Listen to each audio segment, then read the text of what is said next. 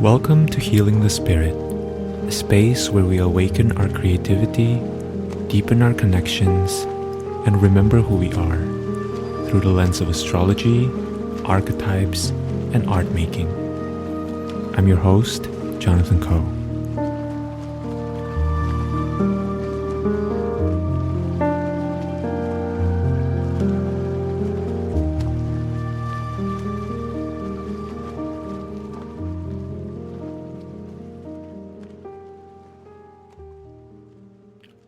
Hello everyone, welcome to Healing the Spirit. Thank you for being here. I am so grateful that you're here. This is my favorite place to be. And I am going to share with you a reading for the week of July 13th. So, what I've done is I pulled 3 cards from the tarot, and I'm just going to channel and bring down some of the messages that came through from the spirit of this offering, this podcast, for all of you listening. And this is really, my intention is to key this into, how do I say this? Whenever I'm making these episodes, I'm really calibrating it to me turning towards the week that I'm speaking to, right? Or the month that I'm speaking to. But we know that time is not linear. We know that whenever you find this, likely there's something here for you.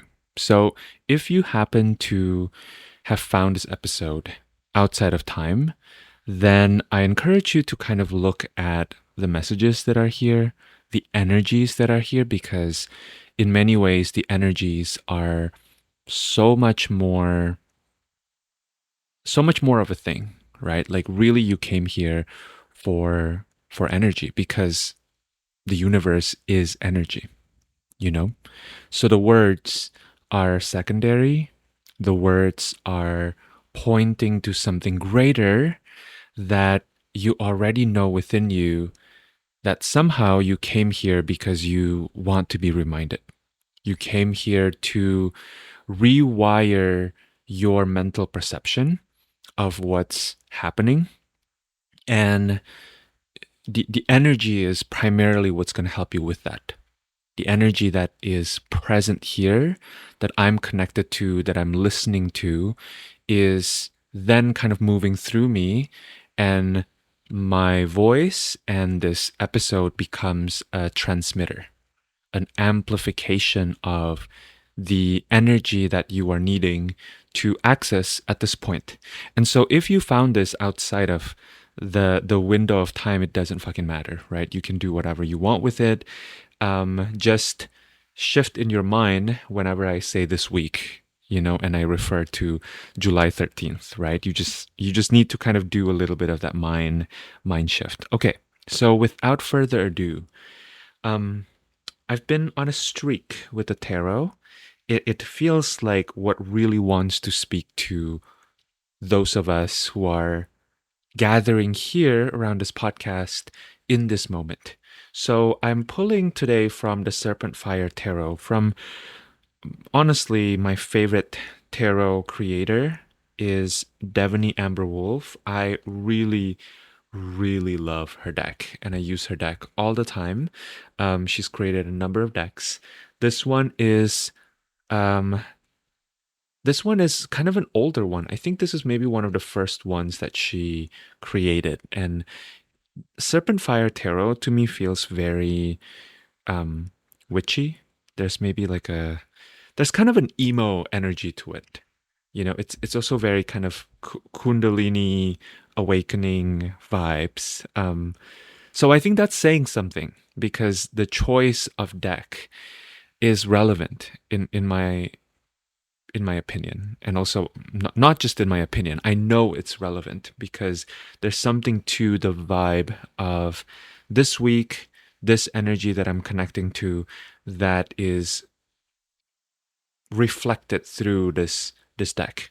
And by the way, I've also been thinking maybe I should one of these days shift into doing video readings and then put it on YouTube, because I feel like, especially when the tarot is speaking, that would be relevant. But that's going to happen one of these days. Okay.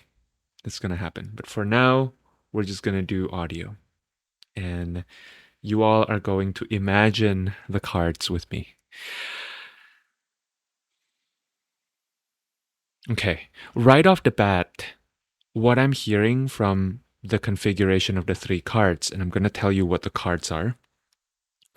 Right off the bat, what I'm hearing is you're holding back in this moment.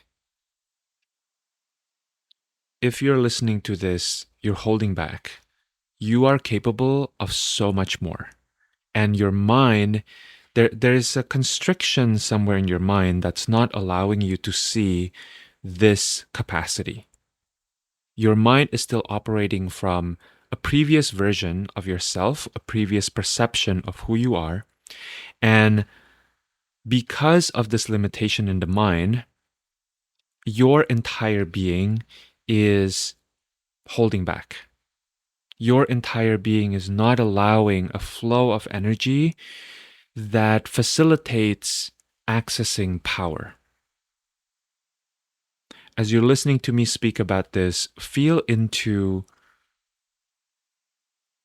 what area of life is this currently relevant for? And you know, because this area of life feels challenging to you. This area of life feels hard. And as I'm tuning into it, you really feel the constriction around your belly. Like when you think about this relationship, when you think about this job, your belly constricts. Your upper back gets very tight. So the first thing to do here is to not hold back the breath.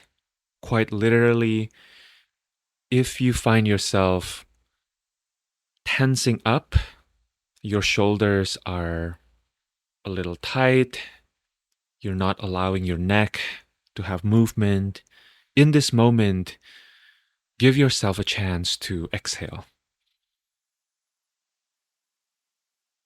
Already, that feels so much better. Allow yourself to really be here now. Allow yourself to adjust to the power that's available to you. Some part of you is really scared to be with this power. This power feels dangerous. This power that's accessible to you feels foreign. This power feels irresponsible to claim. But you really don't have to claim it. This idea of claiming is actually a misnomer because it's always available to you. So perhaps a reframe mentally that could be helpful is you just have to remember that this power is a part of you, and you need to close the gap, close the mental gap between this conception, this awareness of this power, and who you see yourself to be. You can do this clairvoyantly. You can imagine yourself, an image of who you are, in your mind's eye, and then you can imagine this wave of power that's available to you because it is a part of you. And you can imagine closing that gap. There's a generosity that wants to come through you in this moment. You want to step in, you want to help someone, but you're not allowing yourself to do that because you're scared of the repercussions. The first thing to remember is these repercussions are in your head. Currently, the repercussions are not here yet. Even if in the past you stepped into generosity and you saw that this person didn't respond well to it, that is still your idea of this person. It's not the truth of who they are in this moment. So your being asked to turn towards this person, this situation, this project in this moment, and really be with what's present. Really be with what's here right now. Some part of you is afraid of doing this because you're filled up with thoughts and energies that aren't actually yours. So return to the flow, return to the exchange that is available, because when you do that, 90%, if not 95%, of your concerns, of your worries, of the what ifs are simply going to dissolve. You can work with this constriction and restriction physically. So feel into where this restriction is currently living in your body and bring gentle touch to that part of you. Put your hand on that area of the body and then gently shake that area. Notice how, as you're shaking, more breath comes in.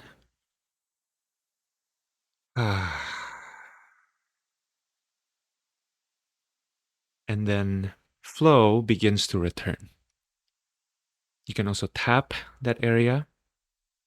You might find yourself wanting to yawn. And if that's the case, let yourself pause and yawn here. Perhaps also as you're tapping, as you are allowing yourself to move this part, other parts of the body wants to move. You don't need to have a certification in movement. You can just move. And as you move your body, in whatever ways your body wants to move, energy begins to move as well. So the theme that you're working with at this moment that you're listening to this episode is Two of Cups. This represents conflicting feelings and how these conflicting feelings are actually part of the same spectrum. These conflicting feelings you're currently experiencing are equal and opposite forces. This goes so much deeper than your mind. Two of Cups really speak to emotions. You are actually feeling two different emotions that are vying for your attention. One of the emotions feel negative, feel overwhelming, feel charged. The other emotion feels positive. Affection and sadness.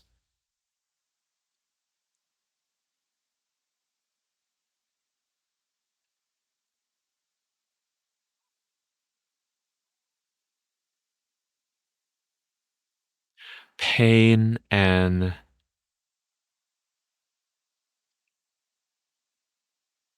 it's so hard to put this into words. On the one hand, pain, and on the other hand,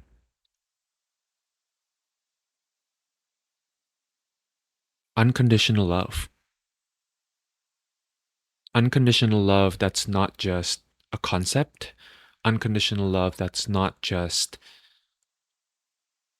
an energy, even. It's really felt in the body.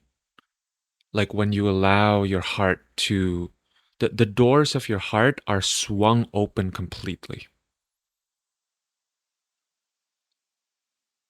The two emotions feel like they're in opposition to one another in this moment. You're worried that if you follow one, you're going to abandon parts of yourself that want you to stay in the other emotion.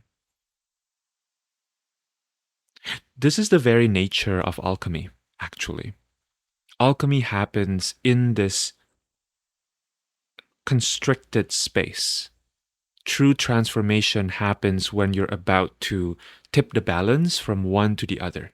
So the two feelings Here's what I hear. The two feelings feel like they're fighting against one another, but you need to remember that they're actually part of the same spectrum. They're not separate. On the path to growth and expansion, your capacity is the first thing that's being asked to expand. And as you expand your capacity, you feel with more intensity. The highs are higher, the lows are lower. The work right now is asking you to accept all of them as part of the journey.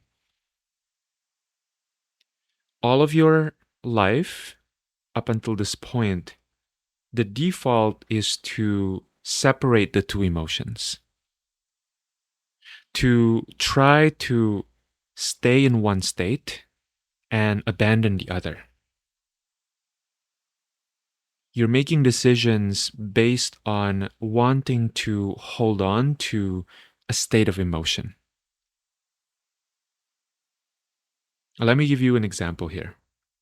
You stay in a relationship because you are scared of experiencing loneliness.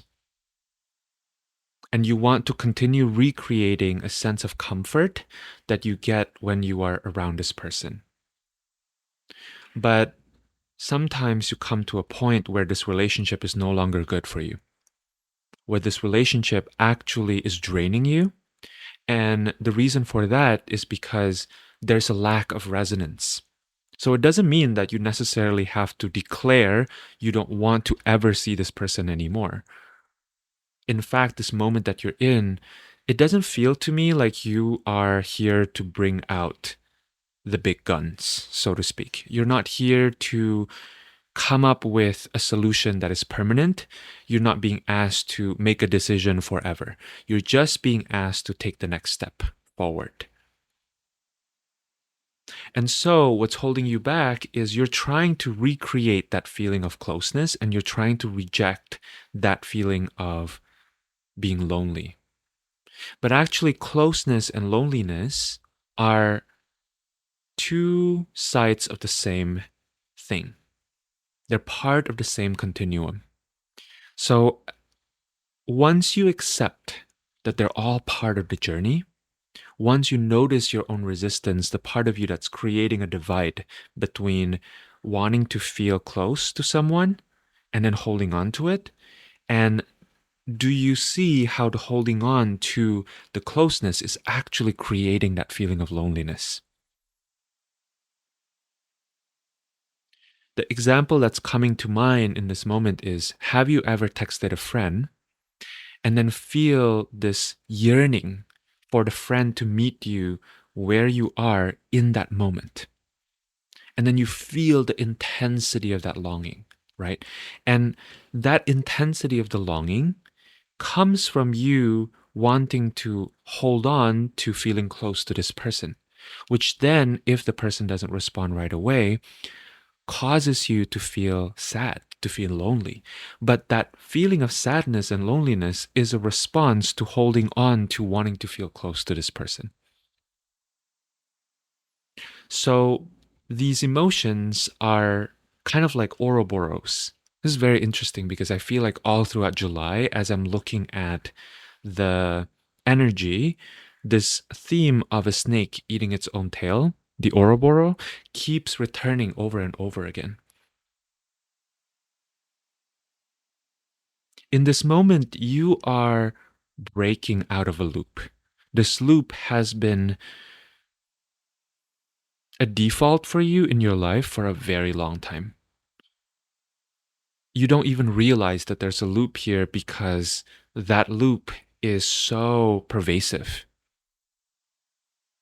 And you're actually ready. You have everything that it takes to step out of the loop.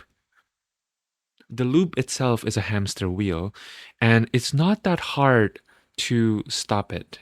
You really don't even need to stop it. All you have to do is recognize that you're in a loop. And the moment you recognize you're in a loop, the loop starts to lose its power. You have the opportunity then to slow down the loop because you're no longer putting your energy into perpetuating the loop. The image that comes to mind is a hamster. You maybe have seen one of these Instagram videos of a hamster on a wheel. And the paradox here is the hamster is the one powering the wheel, right? It's really the force of the hamster running on the wheel that's causing the wheel to keep turning. We are also, if we look at the perspective of the tarot card of the year, we are in a year of the Wheel of Fortune. So this is all relevant. Notice that the heightened emotions that you're experiencing, they're perpetuated by you continuing to put your energy into it. This is not a cause for blame, for shame, for feeling bad about yourself, because that's just an intensification of the exact same loop. All you have to do is watch when this loop is happening in real time and then decide that you want to step out of it. The next card is the Ace of Wands. This card represents the opportunity that is available in this moment. The phrase that comes to my mind is allow yourself to see with new eyes. You're being asked to move forward. There's an opportunity for you to step out of this hamster wheel, to step out of this loop, and to open the door into something new. You may not know where this door is leading you, but all you know is if you stay present with yourself, if you stay present in your body, if you allow yourself to breathe more and to loosen the parts of you, specifically, I'm seeing physically, if you allow yourself to physically loosen up, to follow the flow that is inherent in your body, in your energy right now, you will start to notice that there are myriads of possibilities. There's a myriad of possibilities available here. There are new dimensions, new realities, new opportunities that are coming your way. And it feels good to be closing the gap between you and these opportunities. And in order for you to do that, you need to loosen your attachment to what your mind is clocking as safety and security.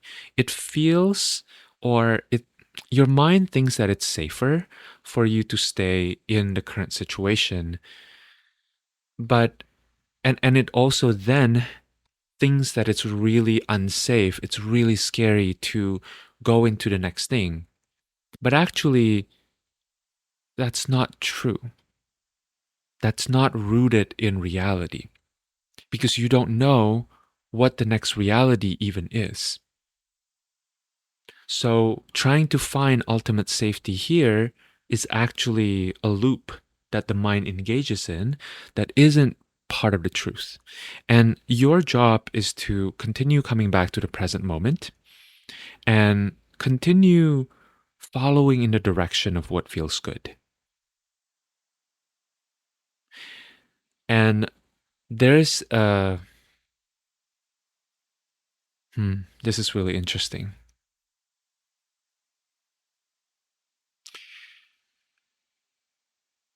There's a caveat to that. For some of you listening, you're used to thinking that what feels good is like, okay, this is the imagery that's coming to my mind. When you bring a candy, when you bring a child to a candy store, they get maniacal, right? I mean, maybe not all children, but I remember when I was a child, I would get crazy when I saw all these candies. It's the combination of the colors that are that I see in the stores, right? The colors excite me. Energetically, also, you step into the store and you can tell that so many people go into the store with their eyes wide open, right? And it's almost like it's manic. The energy is manic.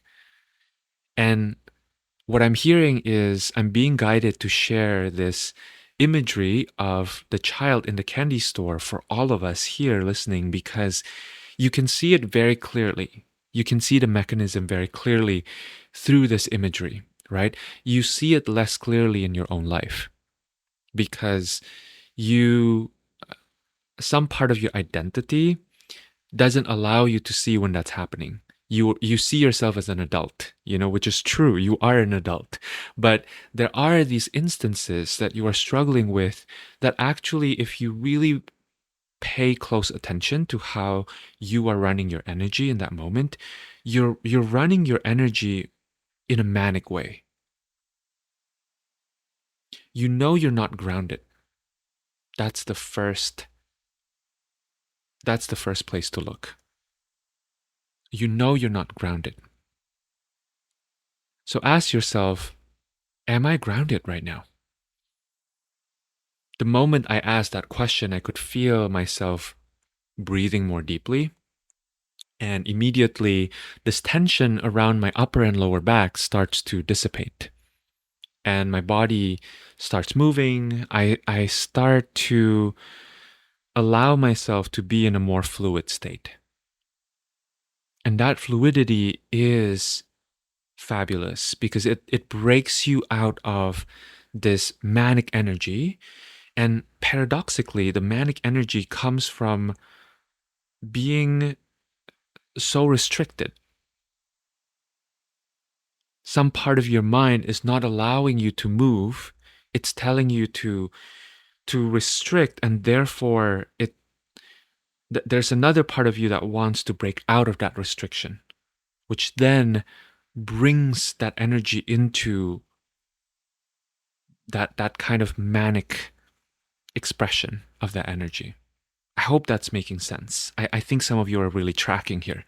And that feels really profound to me because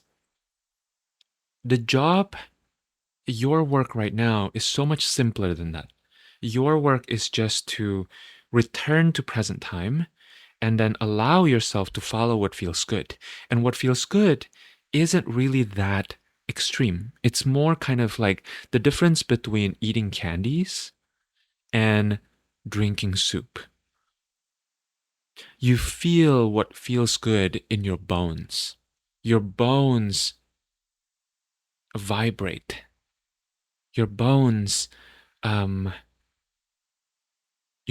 sing.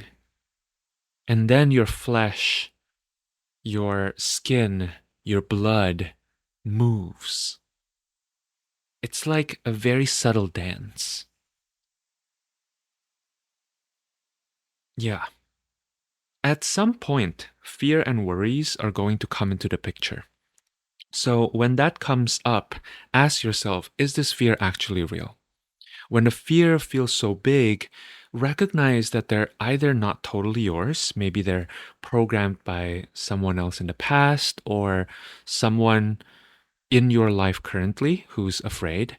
Maybe they're programmed by the collective, maybe they're programmed by the news, or they're functions of the past. That your fears are some part of you trying to, maybe your inner child, if we want to phrase it as such, trying to protect you from something that's happened in the past. The reminder here is you get to clear that. You get to come back to present time. You get to remember that who you are right now is all there is. There's nothing else but the present moment. Any attempt to anticipate what used to happen in the past, right? Protect yourself from the past returning or protect yourself from the unknown of the future. All of that is not real. It's not real. That doesn't exist. It's just a mental picture. So the opportunity here is to put on new glasses, to put on new perspectives. It's all right if for a moment it feels like playing dress up. And that's not because you're doing it wrong. That's not because you're faking it. It's because you are so used to running your energy in the old way, in the default way. You're so used to interacting with this person from a space of, okay, this person's kind of like this. This is the only thing that's available in this moment. I don't get to say my truth in the moment. But saying your truth doesn't mean being harsh. Saying your truth doesn't mean being rude. It just means really connecting with what's true for you right now. And then from a space of wisdom and being grounded, communicating that. You can communicate clearly and honestly without having to be rough, right? Without needing to flail. There's actually nothing wrong with flailing. Sometimes flailing is exactly what's needed in order for you to break the pattern.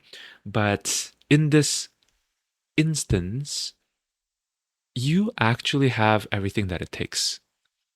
You have the level of maturity, you have the level of groundedness, you have done enough of your healing work to be able to sit in your power and to speak from that perspective. So this brings me to the next card, which is the teacher card. And the teacher card for this moment is the Three of Wands. So what does it mean to experience the Three of Wands as your teacher?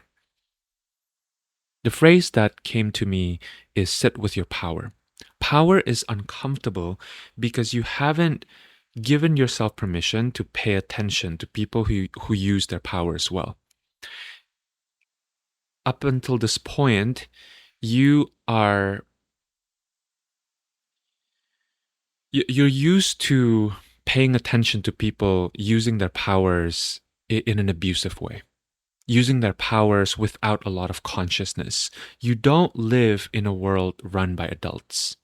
That's just the truth. Right now, you're in a moment of figuring out how to be a wise adult.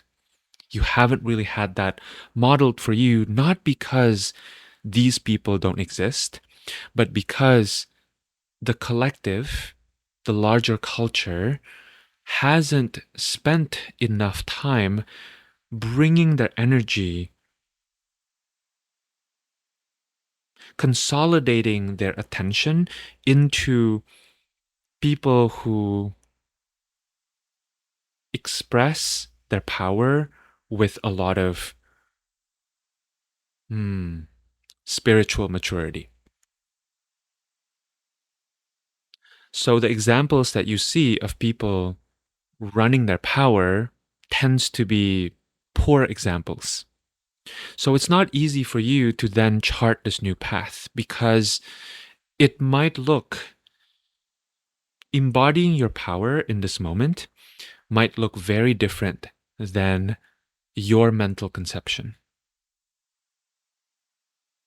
So bring your breath to your solar plexus area. Again, what we seem to be returning to over and over again in this reading is we are returning to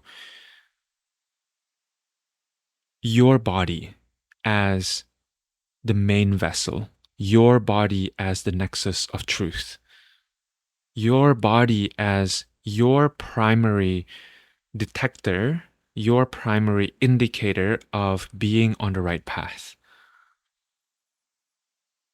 You are at a point in your journey right now where so much of what your mind can come up with is completely irrelevant to you. Your mind has overdeveloped. This is not a problem, right? This is not a fault. This is just the reality of the culture you live in and the ways that you've been taught to glorify the development of the mind over you being able to listen to the deeper truth in the cauldron of your seat of power, in the cauldron of what the Japanese would call your hara, in the cauldron of your lower dantian, right? Which is that area around your solar plexus. This is where you, when you're running your energy consciously in a grounded way, this is where power comes from. And it has nothing to do with fucking other people over. Truly. It's not about power over. It's about standing still, that's not the right word. It's about standing true in your own knowing as a spirit. You might not be able to translate this knowing into words, but the truth of it is in your body. You feel it in your energy, you feel it in your spirit. So if power as a concept trips you up, let's work with this. Instead of asking, how can I step into my power, which can cause a lot of distortion, let's reframe that. Instead, ask yourself, what can I do in this moment? What can I say in this moment? How can I reframe the situation? How can I return to my own knowing as a spirit in a body? What options are available to me right now? Option is another word for power. So store this somewhere in your cellular knowing. That power isn't just about forcing something to happen. Power is so far away, in fact, from forcing anything to happen. True power does not do that. Power is not about shouting at people. Power is not about oppressing people. Knowing that you have option and acting from that place of agency is power. Another question that can help you reframe is, how can I help? How am I being asked to participate? Connection and participation is another word for power. What can I create? Creativity is another word for power. Beauty is another word for power. Choice. Choosing gentleness, choosing rootedness, choosing wisdom over short-term gain. That's power. So overall, you are in a moment of choice. You are in a moment of making a choice to step out of a loop and to really start to inhabit the truth of who you are in this moment. And that requires you to step out of over planning, requires you to step out of overthinking. Instead, bring your attention, gather your energy into truly looking at what's actually here. Don't hesitate to turn towards the reality as it's blooming in front of you. Reality has often been used in a way that's kind of harsh, right? It's as if reality is in opposition to, it is by definition, reality is in opposition to fantasy, right? But fantasy itself is not a moral failing. Fantasy is a function of what happens when we kind of stray away from the truth that's wanting to emerge. So don't hesitate to look at what's true. Don't hesitate to look at what's true within yourself. Don't hesitate to look at what's true outside of you. Follow the feelings. These are not necessarily emotions that you are experiencing. They're more like gut instincts. They're more deeper sense of, I know this is where to move. I know this is the next step. I know this is the direction that I'm being asked to move into. That could include staying still. Staying still is a direction, right? So continue to ask your spirit, what is my next move? What am I being asked to see? Okay. That's it from me by way of the reading. I hope that has been helpful for you. I hope that this illuminates something in your path. If you would like to explore your creative prowess, your creative power more deeply, you can join my offering, Creative Exorcism. We are about a week into it, but it's a self-guided program. It's an independent study program, and you get to ask questions. You get to submit your questions, and then I'll respond to your questions via recorded audio. So you get to join this when you want, and you get to follow along the program at the pace and the timing that is correct for you. So yeah, I invite you to join creative exorcism if that feels exciting, if if reclaiming your inner artist is really where you want to be going right now, if this feels like the kind of exploration that is really up for you right now, I invite you to do that. And then also, if you want to work with me one on one, you can check out my cards reading where I pull some cards. I pull cards from the tarot, from my oracle decks that I choose intuitively for you. And then I will be channeling messages from your own spirit back to you, which is always such a fun process. This is one of my favorite things to do because when we do that, often the reflection that we get from our own spirit surprises us, right? I like to say that this is kind of like this is what a reading feels like to me. What I do is I am outside of the jar, right? The jar is you. The jar is your body, your life. I am outside of the jar. I'm reading the label to you. You can't see the label because you're inside the jar, you know? You're the kimchi that's currently fermenting, right? And you're not always able to see what's on the label. So I think that's so valuable. I think that's so nourishing on our spiritual path. We really need help.